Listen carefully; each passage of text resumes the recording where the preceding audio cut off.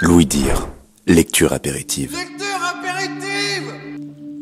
Fort comme la mort, Guy de Maupassant.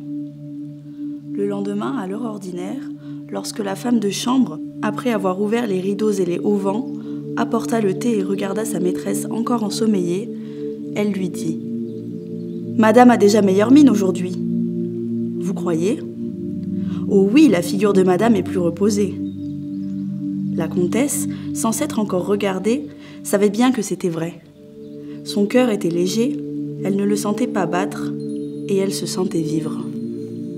Le sang qui coulait en ses veines n'était plus rapide comme la veille, chaud et chargé de fièvre, promenant en toute sa chair de l'énervement et de l'inquiétude, mais il répandait un tiède bien-être et aussi de la confiance heureuse. Quand la domestique fut sortie, elle alla se voir dans la glace.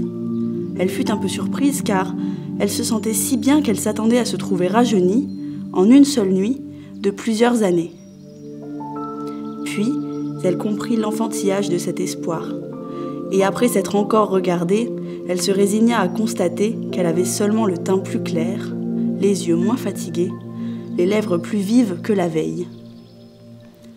Comme son âme était contente, elle ne pouvait s'attrister, et elle sourit en pensant : « Oui, dans quelques jours je serai tout à fait bien.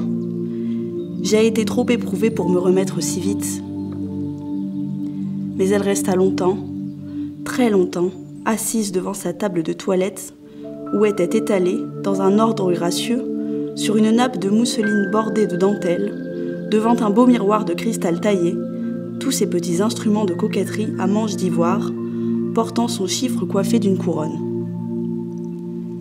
Ils étaient là, innombrables, jolis, différents, destinés à des besognes délicates et secrètes, les uns en acier, fins et coupants, de formes bizarres, comme des outils de chirurgie pour opérer des bobos d'enfants, les autres ronds et doux, en plumes, en duvet, en peau de bêtes inconnues, faits pour étendre sur la chair tendre la caresse des poudres odorantes, des parfums gras ou liquides.